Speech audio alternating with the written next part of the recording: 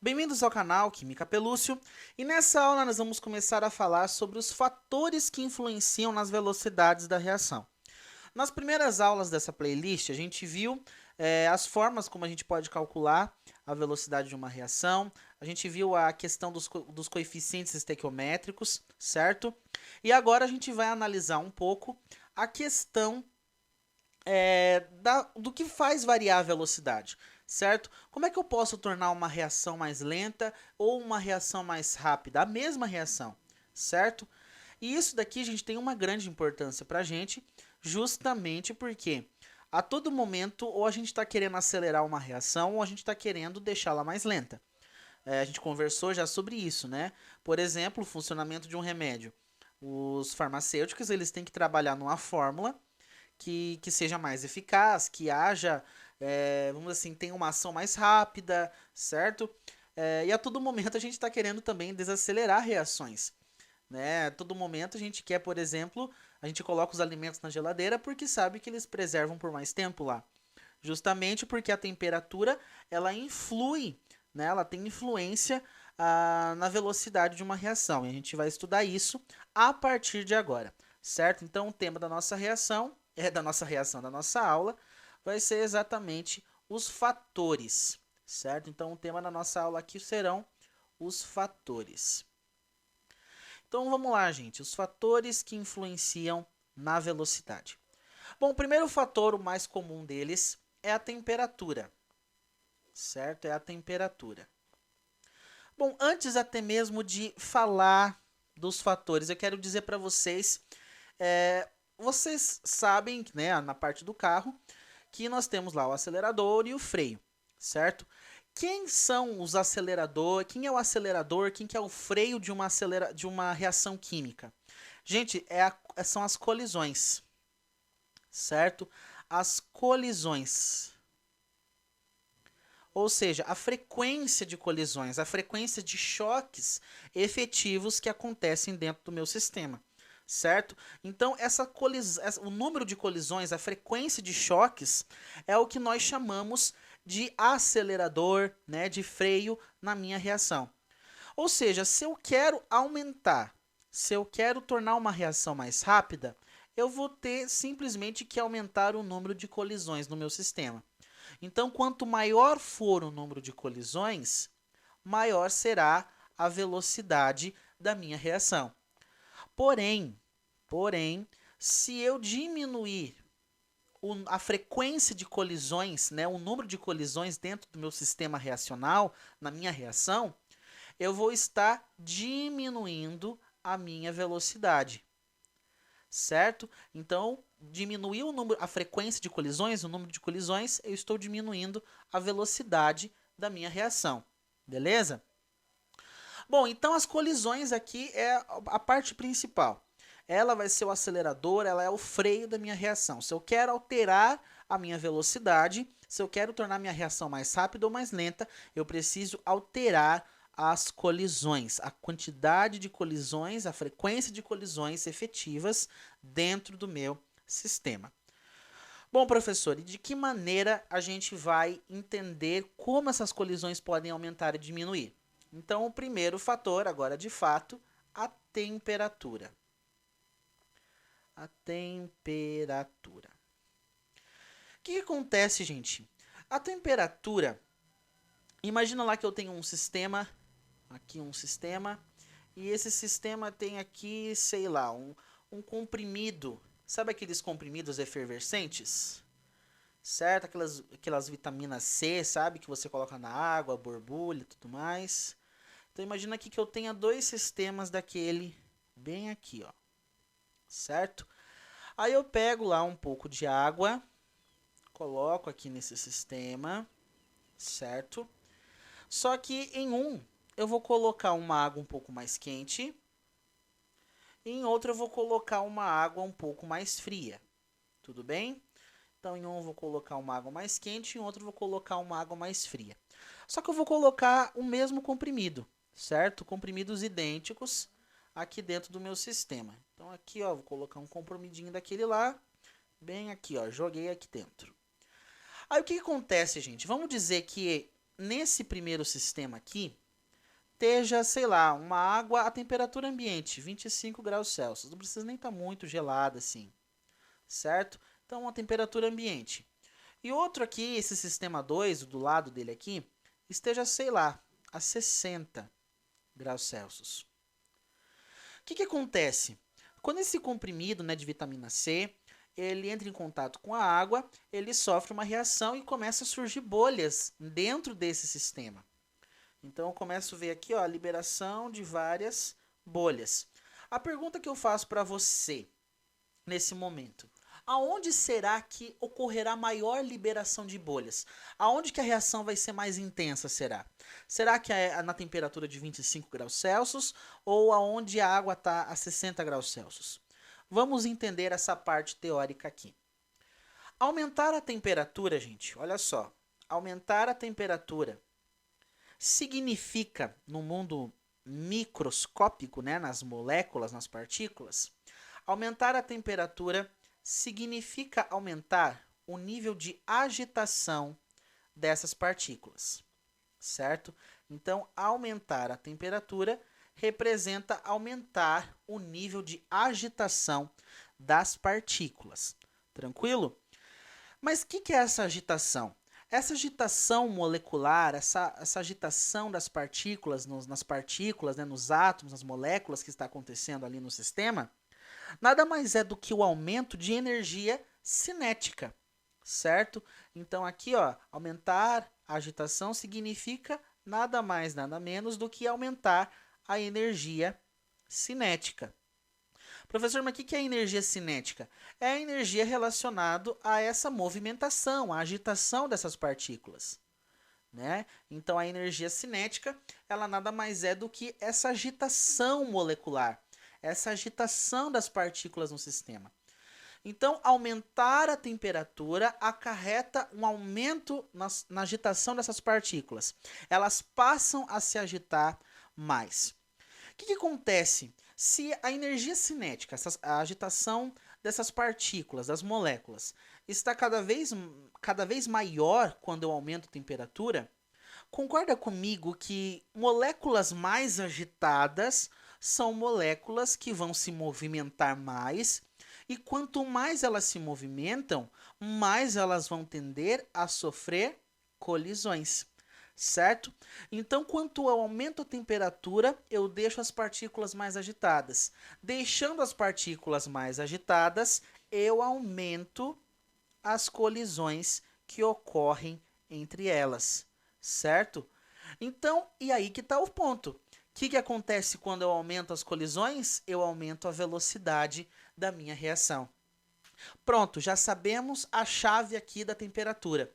Aumentei a temperatura, deixo as partículas com maior agitação. As partículas tendo maior agitação, elas vão colidir mais. As moléculas colidindo mais resulta num aumento da velocidade das minhas reações, da reação que está acontecendo. Ah, pronto, aumentou a temperatura, eu aumento a velocidade da minha reação. Traduzindo, nesse sistema que eu desenhei aqui, qual deles liberaria mais bolhas? Aonde as reações seriam mais intensas? Aonde a reação seria mais forte, né, mais intensa, aconteceria com mais força, assim, vamos dizer assim, seria onde a temperatura é maior. Então eu veria aqui, ó, que a liberação de bolhas no sistema que está a 60 graus Celsius seria bem mais intensa, tá? Então aqui, ó, bolhas sendo liberadas com mais intensidade. E a 25 graus Celsius, a temperatura normal, as bolhas seriam menos. Por quê? Porque a reação é mais lenta, certo? Então aqui, ó, a reação tende a ser mais rápida porque ela tem temperatura maior. E aqui a temperatura menor, a reação ela tende a ser mais lenta. Beleza? Pronto, já sabemos a questão da temperatura. Aumentou a temperatura, aumentei a velocidade, porque eu aumento o nível de colisões, a frequência de colisões. Show de bola? Vamos para a próxima aí, fator que influencia na velocidade. Esse daqui também é bem legal, é a superfície de contato. Superfície de contato. que acontece, gente? Eu lembro quando eu estudei esse assunto no ensino médio e não ficou muito claro para mim porque eu confundi uma coisa. Eu achava que superfície de contato era o tamanho da partícula. Então eu sempre ouvia, né, dos professores, é, quanto maior a superfície de contato.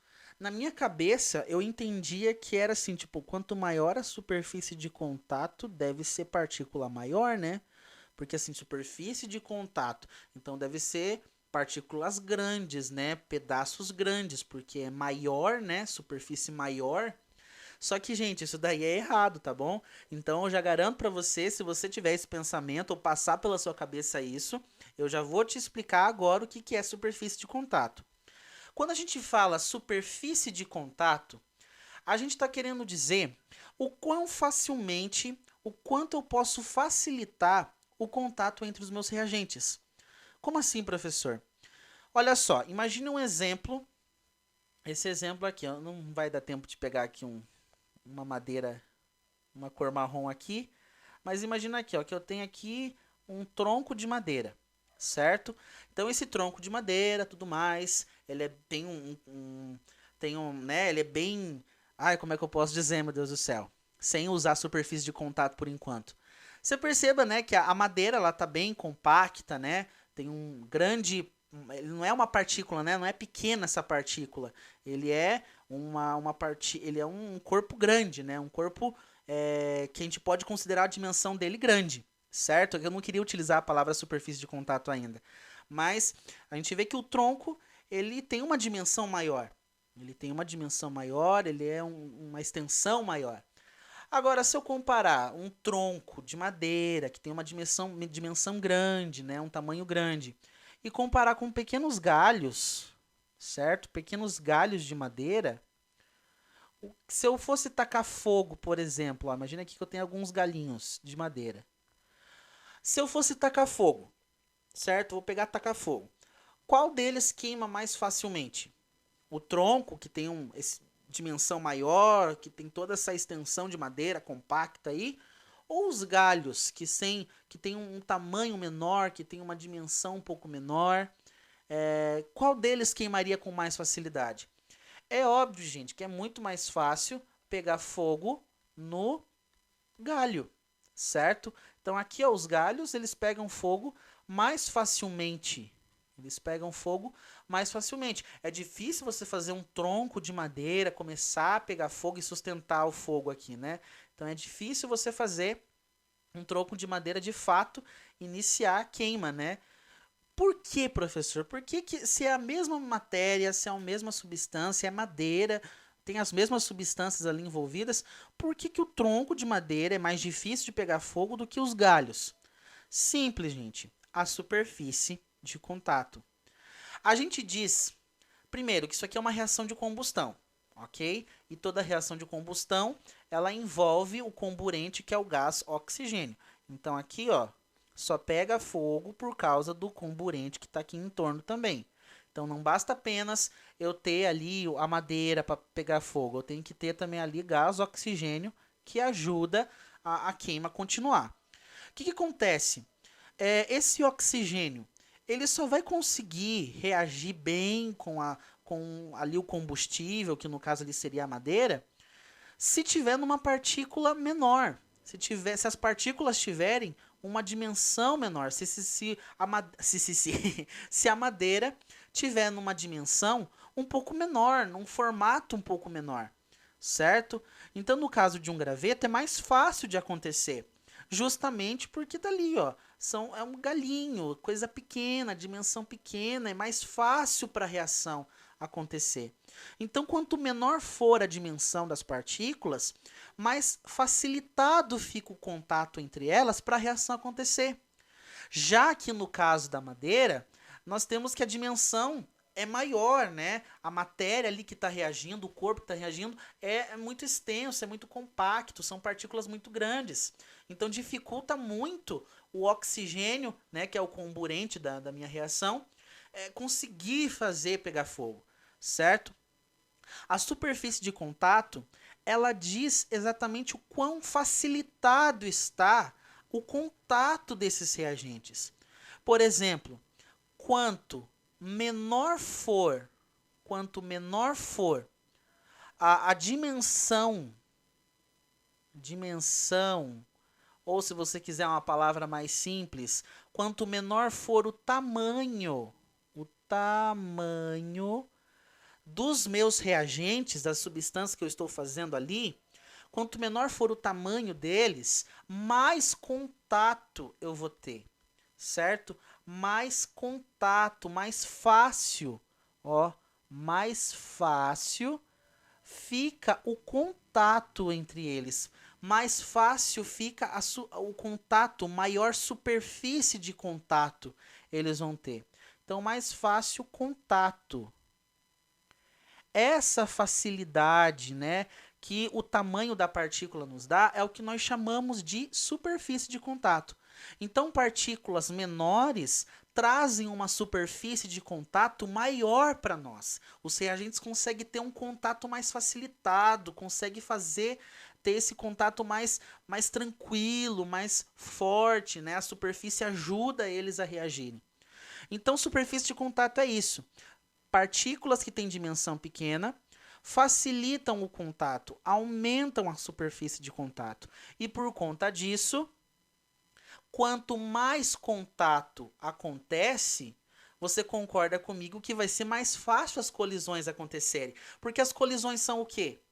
São microscópicas, certo? Se eu pego um reagente que tem um tamanho, certo? O corpo que ele faz parte ali, o objeto que ele faz parte, a extensão que ele está utilizando ali, seja uma dimensão muito grande, as partículas não vão conseguir colidir direito, não vão conseguir colidir direito uma com a outra, certo? Que nem ali, as partículas que estão na madeira, elas não conseguem colidir certinho ali com o gás oxigênio, certo? Agora no graveto não, as partículas elas conseguem ter um pouco mais de contato, o oxigênio consegue ter mais contato com a madeira por estar em dimensões menores, tamanhos menores.